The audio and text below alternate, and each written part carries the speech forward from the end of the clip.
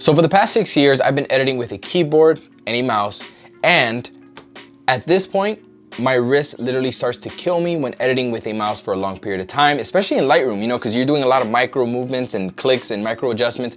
I can't do it. She knows more than everybody. I'm always complaining about editing with a mouse. Complaining about everything. Are you done? Go ahead. So recently Loupedeck reached out to me and they said, hey, do you want to check out our photo and video editing console? And I've heard great things about Loupedeck. I've watched videos on it before, but you know, I decided to give it a shot. So they sent it over and here it is. And this console has literally been plastered on my desk and I've been using it to edit my images in Lightroom.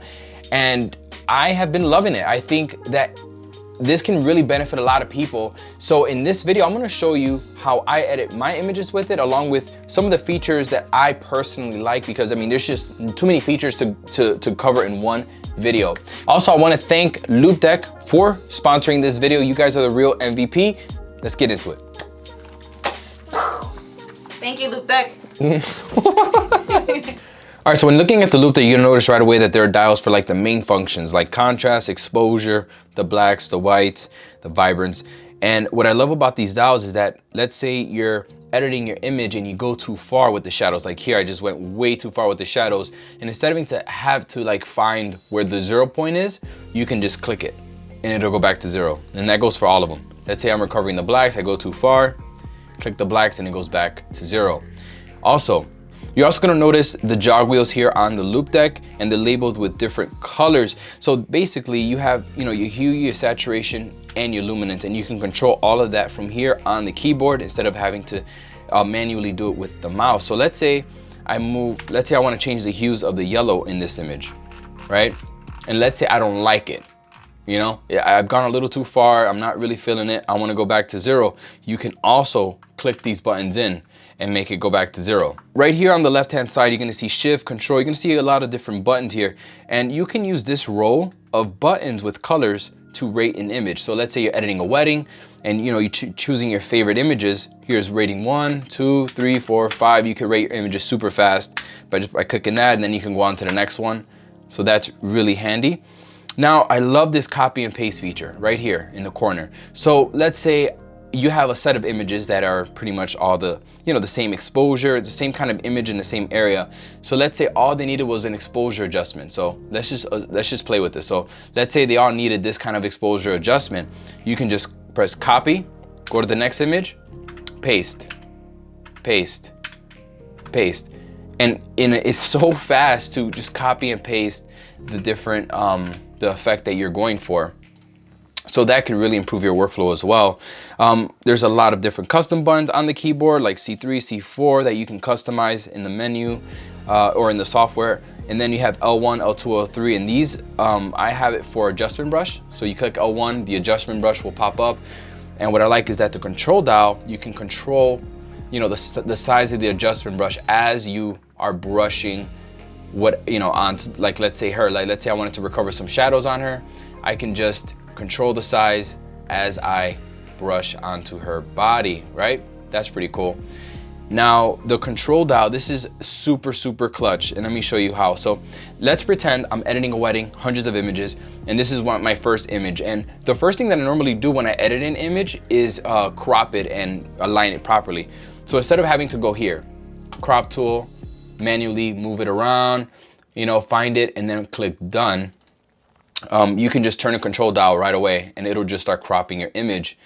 And let's say you wanted the box a little smaller, you can always use your mouse for that, or you can just use D1 and that will make the box a little smaller. And let's say you just completely don't want to use the mouse, you can just use these keypads here to move the box, and then you could just click the control dial and there you go. So that can really save you a lot of time in the long run.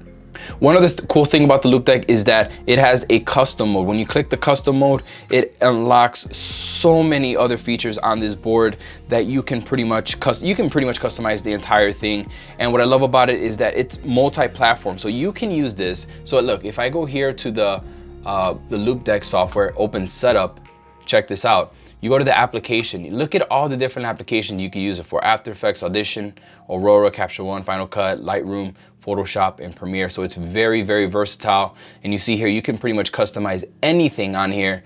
And it's actually kind of overwhelming. I mean, you know, because I'm a pretty simple editor, but you can do a lot with this Loupedeck. So now what I'm gonna do is edit some of the images from this photo shoot I did and use the Loupedeck to do it.